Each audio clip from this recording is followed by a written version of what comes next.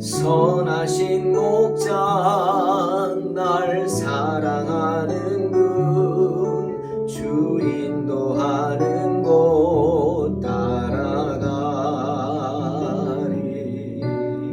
주의 말씀을 나 듣기 위하여 주 인도하는 곳 가려네. 선하신 목자 날 사랑하는군. 주 인도하는 곳 따라가리. 주의 말씀을 나 듣기 위하여 주 인도하는 곳 가려네. 나를 푸른 초장과 쉴만한 물가로 내 선하신 목자 날 인도해. 험한 산과 골짜기로 내가 다닐지라도 내 선하신 목자 날 인도해.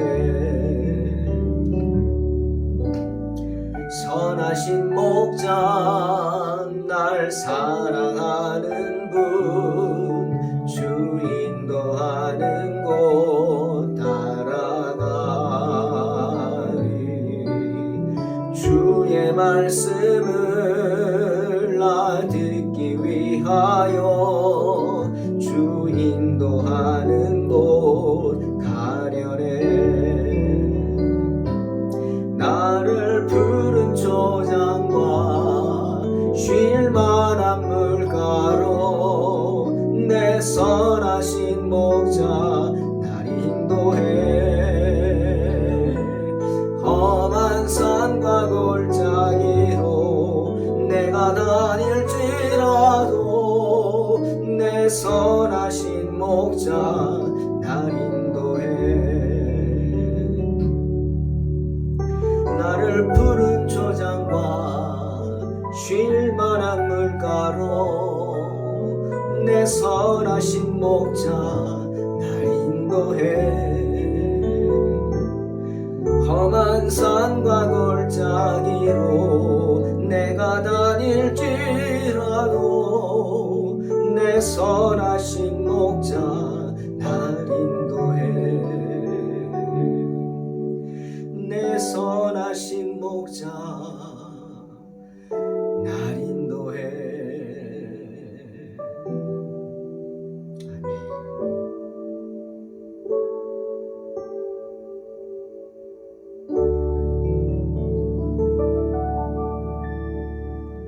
주님께서 선하신 길로 인도하여 주실 줄 믿습니다. 창세기 25장 19절로 21절 말씀 봉독합니다. 아브라함의 아들 이삭의 족보는 이러하니라. 아브라함이 이삭을 낳았고 이삭은 40세에 리브가를 맞이하여 아내를 삼았으니 리브가는 밧단 아람의 아람 족속 중 부두엘의 딸이요 아람 족속 중 라반의 누이였더라. 이삭이 그의 아내가 임신하지 못하므로 그를 위하여 여호와께 간구하매 여호와께서 그의 간구를 들으셨으므로 그의 아내 리브가가 임신하였더니.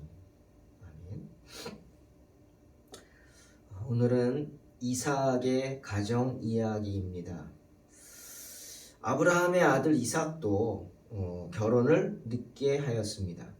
40살에 결혼을 했습니다. 지금도 40살에 결혼하는 건 늦는 건데 그때만 해도 조혼인데 굉장히 늦었죠. 40살에 이삭은 리브가와 결혼을 하였습니다. 그리고 아브라함이 자식이 없어서 고통받은 것처럼 이삭 없이 자녀가 없어서 고통을 받았습니다. 동일하게. 약속의 자녀는 그냥 생기는 것이 아닌가 봅니다. 여러분, 그 임신의 축복이라는 말이 있죠. 정말 임신의 축복, 귀한 축복입니다. 아이를 갖는다는 건 하나님께서 한 생명을 나에게 주신다는 건 정말 축복이죠.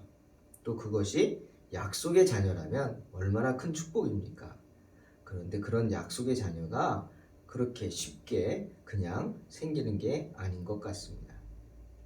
하나님은 자녀의 문제를 놓고 아브라함을 뒤흔드셨는데 역시 그의 아들 이삭도 뒤흔들어 놓으셨습니다. 하지만 우리가 영원히 흔들리는 건 아니죠.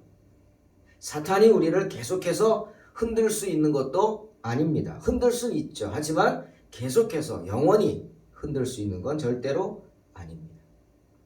시편 94편 14절 여호와께서는 자기 백성을 버리지 아니하시며 자기의 소유를 외면하지 아니하시리로다. 분명히 말씀하시기 때문이죠.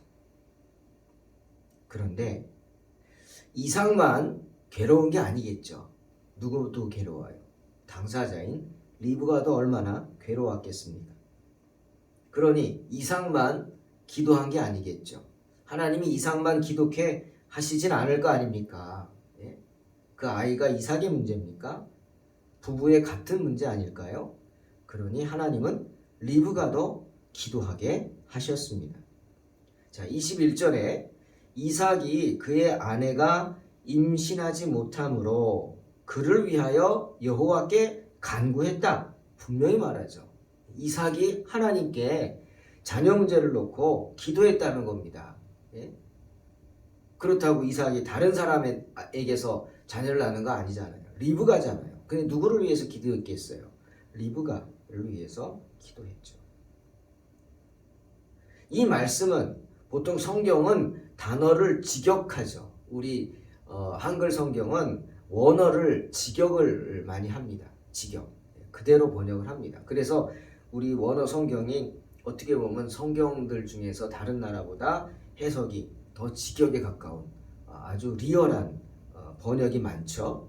또 어떤 때는 너무 직역을 해놓으니까 조금 이해가 안 되는 부분도 있기도 합니다. 근데 오늘 이 부분도 히브리 원어를 직역을 해놨죠. 그런데 히브리어는 우리처럼 소리 글자가 아니라 뜻이 있는 글자입니다. 한문처럼 뜻이 있는 글자라 단어 하나하나를 살펴보죠. 그것을 원어를 주석한다고 합니다.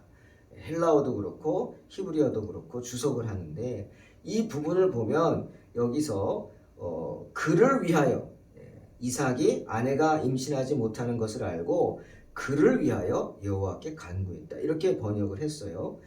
직역을 이렇게 해놨습니다. 그래서 이것만 보면 이삭이 기도한 거예요. 이삭만 기도한 거예요. 누굴 위해서? 리브가를 위해서. 그리고 결론적으로 이삭의 기도를 하나님이 들어주신 거죠. 이삭만의 기도를. 그런데 어떤 주석학자는 이 부분을 연구해서 그럴까? 여러분 그렇지 않습니까? 자녀의 문제는 누구의 문제예요? 남편의 문제인가요? 아내만의 문제입니까? 아니죠. 부부의 문제입니다. 부부의 문제죠. 그러니 이삭만 기도했겠어요? 그냥 상식적으로 생각을 해보는 겁니다. 아니죠. 리브가도 기도했습니다. 그리고 하나님이 이삭만 기도하게 했겠습니까? 아니죠. 리브가도 기도하게 하셨을 것입니다. 때문에 이 부분을 연구를 한 거죠. 이게 뭐지? 그를 위하여 기도했다. 여기서 위하여라는 단어를 봅니다. 그리고 그 단어의 뜻을 찾아내죠. 히브리 원어로 위하여라는 단어는 로카흐라는 단어를 씁니다. 로카흐. 로카흐. 이 뜻은 대신하다. 뭐 이런 뜻이 있습니다. 맞습니다. 그러니까 여기서는 직역해서 대신하여, 위하여. 리브가를 대신해서 이삭이 기도했다. 이렇게 들릴 수도 있죠. 그런데 이 로하흐의 뜻을 들여다보면 대신하다는 뜻도 있지만 이런 뜻이 있습니다. 마주보다. 서로 마주보다. 아주 놀라운 의미가 있죠. 이게 만약 대신하다가 아니라 마주보다라는 뜻이면 정말 놀라운 은혜가 있습니다. 여러분, 가정에 무슨 문제가 생겨서 기도한다? 어떻게 하십니까, 여러분? 나만 할까요? 내가 가자이니까 나만 할게. 그냥 편히 지내. 라고 합니까? 그렇게 할 것 같지 않은데요. 아니, 그렇게 해서는 안 되죠. 부부가 함께 기도해야 합니다.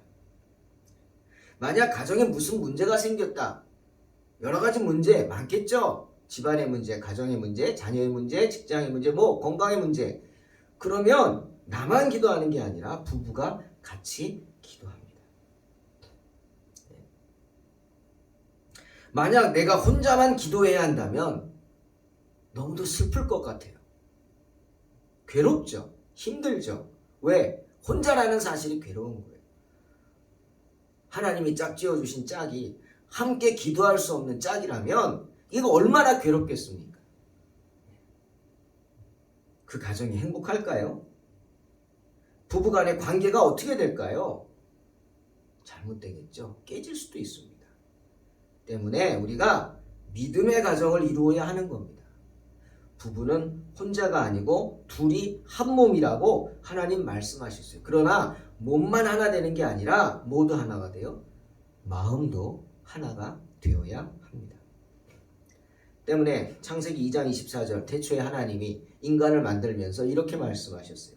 이러므로 남자가 부모를 떠나 그의 아내와 합하여 둘이 한 몸을 이룰지로다. 여기서 한 몸은 몸만이 아니라 마음이죠. 뜻입니다. 의지입니다. 그 모든 것이 하나가 되어야 된다. 그게 믿음의 가정입니다. 그러니 어떻게 해요? 믿음의 가정을 이루어야 합니다. 정말 하나님께서 믿음의 배우자를 허락하셔야 합니다. 믿음의 가정을 이룰 수 있도록 기도해야 하는 것입니다. 자, 그렇다면 이제 믿음을 가진 두 사람이 기도할 때 어떻게 할까요? 부부가 함께 기도한다면 어떻게 하십니까? 당신은 저 방 가서 해, 난 이 방 가서 할게. 이렇게 기도할까요? 그럴 때도 있겠죠. 하지만 아니, 그렇게 안 할 겁니다. 절박한 가운데 있어요. 기업을 이을 약속의 자녀를 낳아야 되는데 약속의 자녀가 없어요. 아니, 자녀 자체가 없어요. 이렇게 고통받고 있다면 이삭과 리브가가 각각 떨어져서 너는 너대로 나는 나대로 이렇게 기도할까요? 아니잖아요. 서로를 위로하면서 간절한 마음으로 한 마음이 되어서 어떻게 서로 마주보고 록하 마주보고 기도한다는 겁니다. 서로 마주보고 무릎을 꿇은 채 손을 맞잡고 그렇게 기도해야 하지 않겠습니까? 록하 그겁니다. 이삭은 괴로워하는 아내를 붙잡고 그를 위하여 즉 리브가와 서로 마주보고 무릎을 꿇고 손을 잡고 여호와께 간구했다라는 뜻입니다. 왜? 리브가 또한 믿음의 여인이었기 때문이죠. 갈 바를 알지 못하고 아브라함처럼 멀리 하란으로부터 약속의 땅 가나안 그 말씀을 믿고 찾아온 믿음의 여인이기 때문입니다. 사랑하는 성도 여러분, 그렇게 손을 맞잡고 기도하는 이삭과 리브가의 기도를 주님께서 외면하시겠습니까? 주님을 모르는 사람도 살겠다고 낫겠다고 그렇게 주님을 찾아와서 옷자락이라도 붙잡는데 옷자락이라도 잡는 그 여인도 구원받는데 간절한 마음으로 하나님밖에 내 답이 없다. 그리고 주님 앞에 무릎 꿇고 서로 손을 잡고 마주보면서 기도하는데 하나님이 들어주시지 않겠습니까? 성경은 여호와께서 그의 간구를 들으셨으므로 그의 아내 리브가가 임신하였다 분명히 말씀하십니다. 할렐루야. 이삭과 리브가의 간절한 기도를 하나님이 들어주신 것입니다. 사랑하는 성도 여러분, 저는 오늘 본문 짧은 본문이지만 이 본문을 보면서 정말 하나님이 우리에게 하시는 말씀 두 가지를 생각해 봅니다. 어떻게 보면 진리죠. 하나는 하나님과의 만남에는 여러분 대가가 필요하다는 겁니다. 대가. 오해하지 마십시오. 하나님이 나에게 무엇을 요구한다 그런 뜻이 아닙니다. 내가 주님 앞에 나아가기 위해서는 뭔가를 드려야 한다는 겁니다. 주님께 응답받는 주님의 사람이 되기 위해서는 하나님 앞에 뭔가를 드려야 돼요. 그것이 뭐죠? 여러분 생각해 보십시오. 여러분이 바로 지금 생각하는 그것입니다. 희생이요. 헌신입니다. 물질만 말하는 게 아니에요. 여러분의 시간을 드려야 되고, 물론 물질도 드려야 되고, 여러분의 마음도 드려야 되고, 여러분의 정성, 희생이 필요합니다. 즉 하나님 앞에 나아가는 시간이 필요하다. 바빠서 못합니까? 그럼 관두세요. 목사님들끼리 하는 말이 있습니다. 성도들은 목사의 피를 빨아먹고 산다. 참 리얼하죠? 근데 그렇게 생각합니다. 저도 그렇고. 성도들은 목사들의 피를 빨아먹고 산다. 그건 무슨 뜻입니까? 성도들은 목사들의 그 헌신과 희생을 기본으로 해서 성장한다는 거예요. 목사님들이 성도들을 양육하기 위해서, 꼴을 먹이기 위해서 일주일 내내 하나님께 매달리고 기도하고 설교 준비하고 말씀 준비하고 신방하고 전화하고 돌보는 그런 시간들을 갖습니다. 그러니 그냥 성장하는 게 아니란 말이에요. 양육되어지는 사람들은 여러분은 그냥 쉽게 뭘 하고 목사님 말씀도 그냥 와서 편한 자세로 듣고 그럴 줄 모르지만 요즘 또 코로나 때문에 그냥 집에서 방송으로 편하게 들었습니까? 그 자세가 어떤지, 그 마음의 중심이 어떤지 모르겠지만 아니라는 거예요. 양육합니까? 공부합니까? 성경 공부? 그냥 그 교재들이 그냥 나올까요? 그냥 만들어질까요? 뭐 어디서 갔다가 그냥 사다가 같이 남들 한 것 같고 나눌 수도 있지만 정말 내 양을 먹이기 위해서 새벽까지 밤을 마다하지 않고 말씀을 찾아보고 연구하면서 준비한 그런 목회자들의 마음, 바로 그것이 목회자들의 피죠. 눈물입니다. 그런 양육으로 성도들은 성장합니다. 즉 양육하는 사람의 헌신 필요한 거예요. 주의 종의 희생이 필요한 겁니다. 우리가 하나님의 자녀가 될 수 있었던 이유가 뭡니까? 내가 잘나서? 아니죠. 바로 하나님의 희생이 있었어요. 또 어떤 희생? 하나밖에 없는 독생자 예수 그리스도를 사탄에게 내어주는, 십자가에 내어주는 그런 희생, 하나님의 희생이요. 또한 동시에 예수 그리스도의 십자가 보혈이 있었기 때문에 저와 여러분이 하나님의 자녀가 될 수 있었던 것입니다. 왜죠? 사탄 때문이죠. 세상에서 우리의 모든 것을 붙잡고 놓지 않는 사탄이 대가를 요구하기 때문입니다. 사탄이 우리를 세상의 모든 것들로 유혹해서 우리의 마음을 빼앗기 때문이에요. 그 빼앗은 마음을 조금이라도 돌이켜서 하나님께 향해야 합니다. 아멘. 주님을 향해야 합니다. 주님을 바라봐야 합니다. 주님 앞에 나와야 합니다. 주님께 무릎 꿇어야 합니다. 주님께 외쳐야 합니다. 주님께 손을 높이 들고 기도하고 간구해야 합니다. 그런 헌신, 그런 희생, 그런 대가 필요한 것입니다. 하나님과의 만남에는 여러분 세상에 거저주는 것은 없습니다. 부모님의 희생이 있기 때문에 자녀들이 잘하는 것 아닙니까? 자기들이 알아서 잘합니까? 그런 엉뚱한 소리가 어디 있어요. 부모님의 희생이 있기 때문에 잘하는 것입니다. 다 누군가가 수고한 대가들입니다. 예외적인 경우는 생각하지 마세요. 사람이 그 많은데 이상한 사람 없겠습니까? 미친 사람 없겠습니까? 그런 거 생각하지 말고 보통의 사람들, 대부분의 경우를 생각해야 합니다. 자녀들은 부모의 희생으로 살아갑니다. 누군가 수고한 대가들을 우리는 누리는 겁니다. 우리가 이렇게 신앙생활 편하게 할 수 있는 것 거저합니까? 교회가 많으니까 선택하는 즐거움이 있습니까? 여러분, 많은 신앙의 선배들이 희생했기 때문에 우리가 이렇게 편하게 신앙생활 할 수 있는 것입니다. 주님의 은혜는 누구나 값없이 받는 것입니다. 하나님의 은혜죠. 그래서 은혜입니다. 하지만 주님은 당신의 은혜를 사모하는 자에게 주십니다. 아십니까? 사모하는 자에게 주십니다. 많이 달라 하는 자에게는 내가 많이 줄 것이요 적게 달라고 하는 자에게는 적게 준다. 주님 말씀하시지 않습니까? 또 고린도전서 12장 31절에 뭐라 그랬어요? 너희는 더욱 큰 은사를 사모하라. 내가 또한 가장 좋은 길을 너희에게 보이리라. 말씀하십니다. 헌신에는 대가가 필요합니다. 물질뿐 아니라 마음, 시간, 정성, 그렇게 우리가 하나님께 드리는 헌신이 크면 클수록 우리는 우리의 삶 속에서 주님을 더욱 구체적으로 만날 수 있습니다.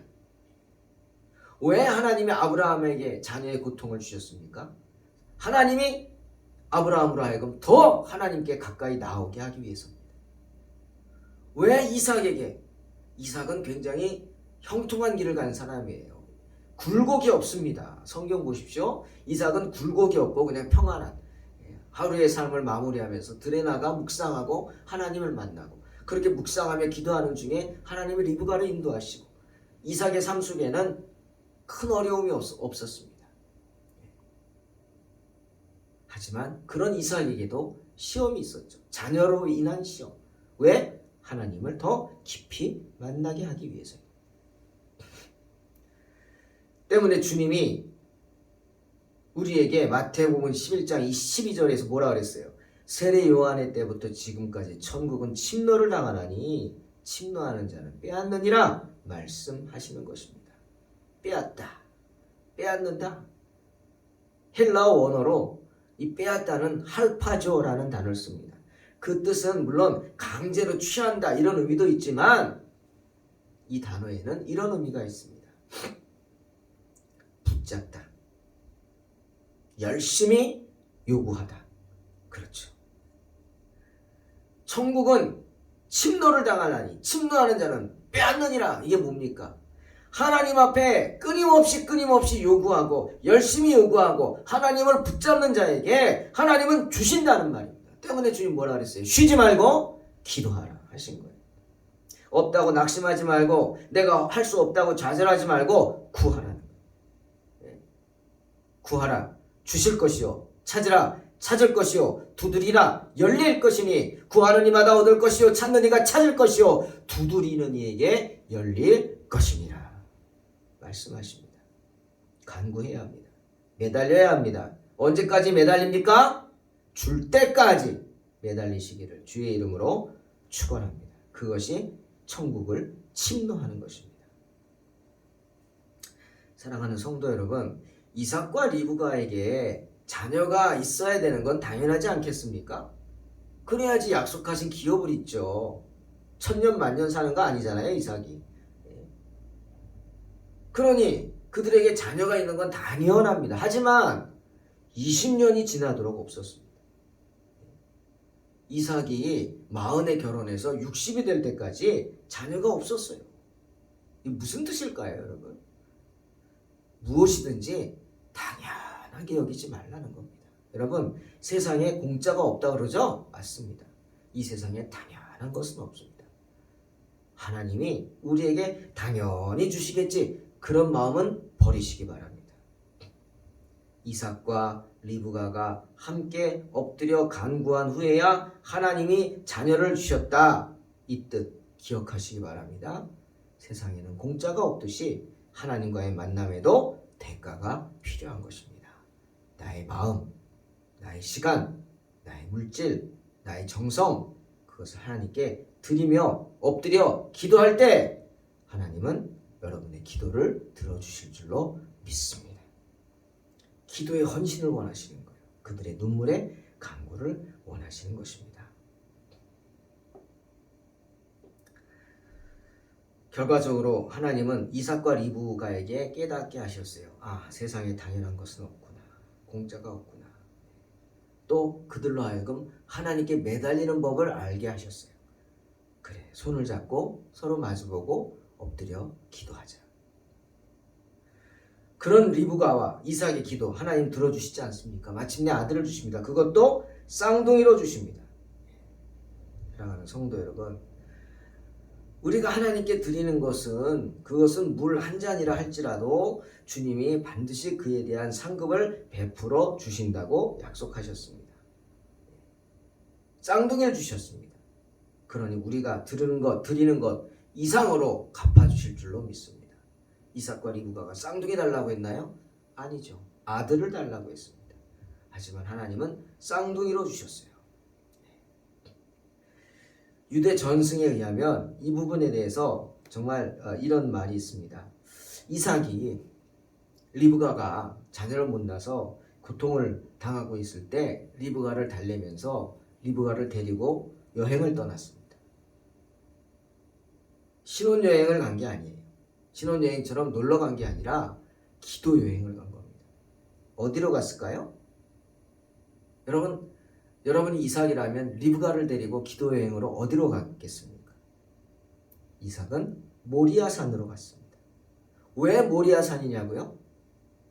모리아산에서 창세기 22장 17절에 하나님이 아버지 아브라함에게 한 약속을 기억한 거예요. 내가 내게 큰 복을 주고 내 씨가 크게 번성하여 하늘의 별과 같고 바닷가의 모래와 같게 하리니 내 씨가 그 대적의 성문을 차지하리라. 그 약속을 기억하고 아내 리브가를 데리고 모리아산으로 간 거예요. 아비 아브라함이 자신을 하나님께 번제로 드리려고 했던 그 모리아산, 그 번제단을 쌓은 곳, 그곳으로 갔다는 거예요. 왜요? 자기가 거기서 들었잖아요. 내가 이 번제단에 누워서 죽을 뻔했고 나 대신 양 한 마리를 잡으면서 하나님이 하신 약속을 분명히 들었잖아요. 내가 들었잖아요.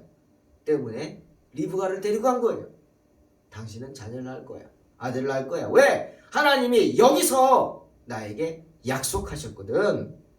여기서 하나님이 나에게 분명히 아버지하고 나에게 약속하셨거든. 사랑하는 성도 여러분, 이삭은 아브라함 옆에 있었습니다. 이삭은 하나님의 언약의 말씀이 전해지는 그곳에, 그 현장에 있었습니다. 그 약속이 선포된 모리아산에 있었습니다. 때문에 그리로 찾아간 거예요. 사랑하는 성도 여러분, 인생의 문제로 답답하십니까? 주님의 약속이 선포된 주님의 전으로 나오시기 바랍니다. 주의 전을 사모하시기 바랍니다. 주님 분명히 말씀하셨어요. 수고하고 무거운 짐진 자들아 다 내게로 오라. 내가 너희를 쉬게 하리라. 나는 마음이 온유하고 겸손하니 나의 멍에를 메고 내게 배우라. 그리하면 너희 마음이 쉼을 얻으리니 이는 내 멍에는 쉽고 내 짐은 가벼움이라. 말씀하셨습니다. 여러분은 주의 전이 초라하다고 느껴지십니까? 규모를 보고 초라하다고 느끼십니까 혹시? 여러분의 마음을 넓히시기 바랍니다.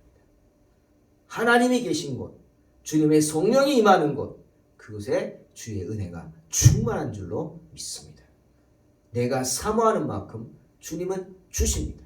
그곳을 어디라 할지라도 이삭처럼 리브가처럼 서로 마주보고 기도하고 정말 약속의 장소인 모리아산으로 이삭이 리브가를 데려갔는지는 모르겠지만 그들이 전승으로 유대의 전승으로 이 말씀이 있다는 건 뭡니까? 그만큼 주의 전을 사모하는 마음이 있기 때문인 것입니다. 주님의 전으로 나오십시오. 그리고 여러분의 모든 짐을 내려놓고 응답받으시기를 바랍니다. 코로나 두려워하지 맙시다. 하나님이 지켜주실 줄로 믿고 정말 내가 해야 할 최선을 다하면서 하나님께 영광 돌리는 주의 전에 나와 엎드려 하나님께 영광 돌리고 성령 충만한 저와 여러분 되시기를 주님의 이름으로 축원합니다. 아멘. 하나님 감사합니다. 어리석은 저희들 붙잡아 주시니 감사하고 항상 주님의 손길 가운데 있게 하시니 감사합니다. 하나님 저희들에게도 믿음의 배우자를 허락하여 주심을 감사하고 또 우리 자녀들에게도 믿음의 배우자를 허락하여 주실 줄로 믿습니다. 하나님 우리의 부족한 부분을 채워줄 수 있는 동역자들을 허락하여 주시고 함께 기도하며 주님을 경배하며 믿음의 가정을 이룰 수 있는 그러한 믿음의 가정을 이룰 수 있도록 주여 축복하여 주시옵소서. 하나님 세상에 공짜가 없다고 사람들은 말합니다. 하나님께도 정말 거저 얻을 수 있는 것은 없습니다. 우리의 헌신과 우리의 마음과 정말 하나님의 은혜를 받을 만한 그릇이 되어야 합니다. 여러분 우리가 하나님의 은혜를 받을 만한 그릇이 될 수 있도록 주여 우리가 스스로를 더욱 깨끗하게 하고 사모하는 마음으로 충만할 수 있게 붙잡아 주시옵소서. 예수님의 이름으로 기도하옵나이다. 아멘. 믿음으로 승리하시기 바랍니다.